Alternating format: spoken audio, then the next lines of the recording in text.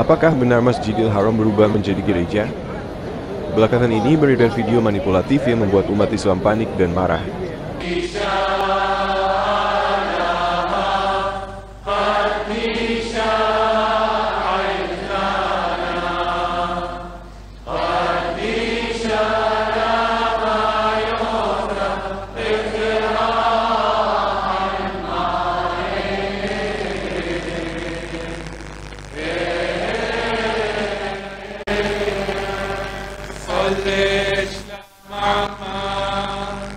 Dalam video ini, kami akan membedah fakta di balik video tersebut, mengungkap siapa pelaku penyebarnya, bagaimana teknik rekayasa digital digunakan, dan bagaimana seharusnya sikap kita sebagai umat Islam.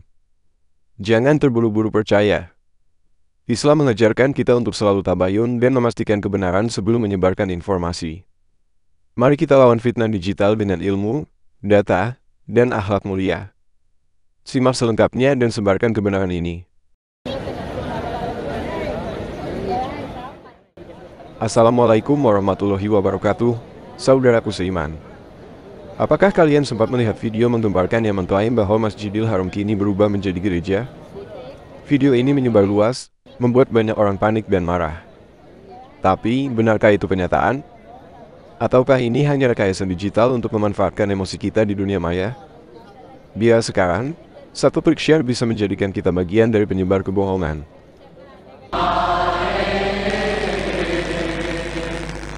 Islam mengajarkan kita untuk tabayun, memeriksa dan meneliti kebenaran sebelum percaya. Video yang beredar menampilkan kabar dengan simbol-simbol gereja, seolah ada misa berlangsung di dalamnya. Tapi mari kita bedah dengan akal sehat, hati-hati, dan fakta. Apa itu video manipulatif? Dengan akal sehat, hati-hati, dan fakta. Apa itu video manipulatif? Video manipulatif dibuat menggunakan teknologi seperti deepfake dan CGI. Dengan teknik montase, pelaku menggabungkan cuplikan misa gereja dengan gambar Ka'bah. Hasilnya, seolah-olah ibadah Katolik benar-benar berlangsung di dalam Masjidil Haram. Ini adalah kebohongan digital. Siapa pembuat video ini? Video ini pertama kali muncul dari akun TikTok bernama Lord Yesus.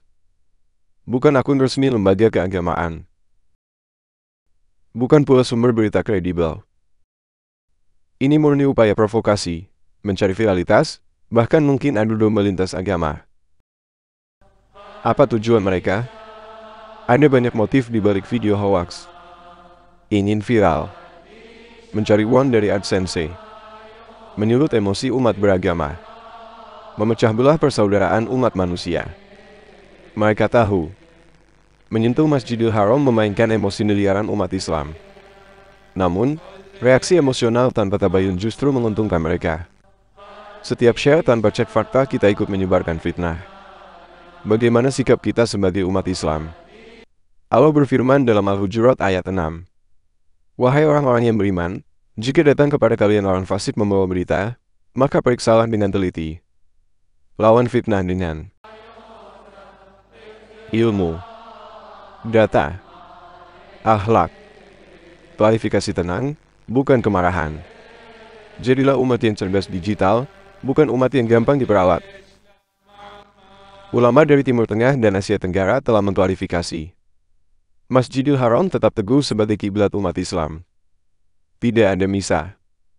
Tidak ada gereja. Tidak ada perubahan fungsi. Hoax ini adalah serangan terhadap jantung iman kita.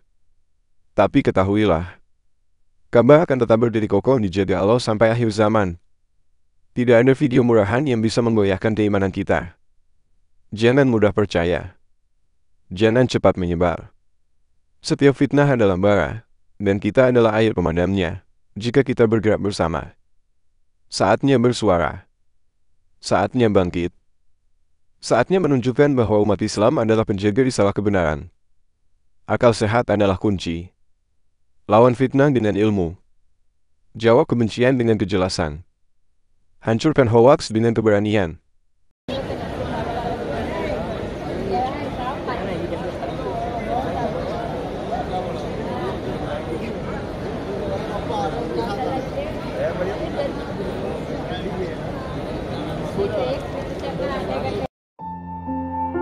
Ka'bah yang terletak di Mekkah, Arab Saudi, adalah struktur paling dihormati bagi umat Islam di seluruh penjuru dunia.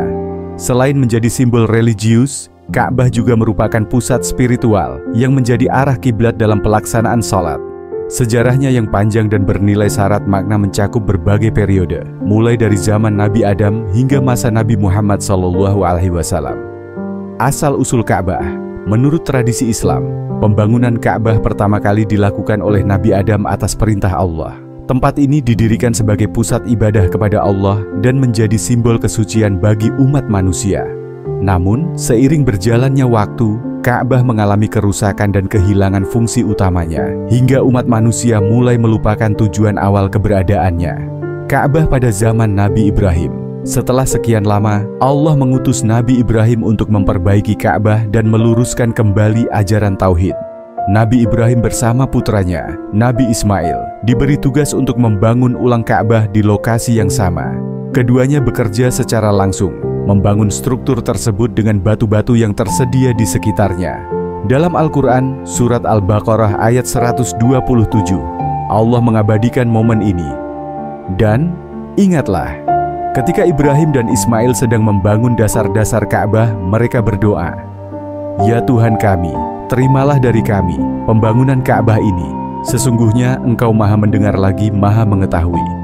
Setelah selesai dipugar, Ka'bah kembali menjadi pusat ibadah kepada Allah. Nabi Ibrahim dan Ismail juga mengajarkan pentingnya tauhid, penyembahan hanya kepada Allah tanpa menyekutukannya. Ka'bah dalam lintasan waktu, sejak direkonstruksi oleh Nabi Ibrahim dan Nabi Ismail, Ka'bah tetap dijadikan tempat ibadah yang dihormati. Namun, seiring berputarnya waktu, sebagian manusia kembali menyimpang dari ajaran tauhid.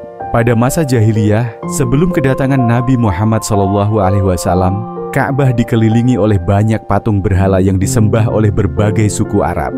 Meski telah berubah menjadi pusat penyembahan berhala saat itu, Ka'bah tetap memegang posisi penting bagi masyarakat sekitar. Bagi suku-suku Arab, Ka'bah menjadi pusat kegiatan ekonomis, religius, dan kebudayaan. Kota Mekkah berkembang sebagai destinasi haji dan umrah, meski praktik penyembahan berhala mendominasi. Dalam situasi ini, Ka'bah tetap dianggap sebagai bangunan tersuci di kawasan itu oleh masyarakat Arab pada zamannya. Ka'bah pada masa Nabi Muhammad SAW, ketika Nabi Muhammad SAW diutus oleh Allah sebagai Rasul terakhir, beliau membawa wahyu yang mengajarkan bahwa hanya Allah yang berhak disembah dan menyerukan agar semua penyembahan terhadap berhala dihentikan. Pada tahun 630 setelah menghadapi berbagai tantangan, Nabi Muhammad SAW bersama para pengikutnya berhasil menaklukkan Mekkah dalam peristiwa yang disebut penaklukan Mekkah. Setelah kemenangan tersebut, beliau masuk ke dalam Ka'bah dan menghancurkan semua berhala yang ada di sana, mengembalikan Ka'bah kepada tujuan awalnya sebagai rumah ibadah murni untuk menyembah Allah semata. Nabi Muhammad SAW memerintahkan agar Ka'bah tetap dijadikan sebagai tempat suci yang hanya dipergunakan untuk beribadah kepada Allah tanpa pencemaran dari penyembahan berhala. Ka'bah pun kembali menjadi pusat ibadah utama umat Islam, dan sejak saat itu kaum muslim dari berbagai penjuru dunia mulai mengunjunginya untuk melaksanakan ibadah haji. Ka'bah. Setelah wafatnya Nabi Muhammad SAW, setelah Nabi Muhammad SAW wafat, Ka'bah tetap dirawat dan dilestarikan sebagai simbol kesatuan umat Islam. Setiap tahun, jutaan muslim datang ke Mekkah untuk menunaikan ibadah haji, salah satu dari 5 rukun Islam. Ka'bah menjadi lambang keimanan dan ketaatan kepada Allah, serta tempat yang wajib dikunjungi setidaknya sekali seumur hidup oleh setiap muslim yang mampu secara fisik dan finansial. Seiring dengan berjalannya waktu, renovasi dan perbaikan dilakukan untuk menjaga keamanan dan kenyamanan jamaah haji. Meski demikian, bentuk asli dan makna spiritual Ka'bah tetap dipertahankan hingga saat ini.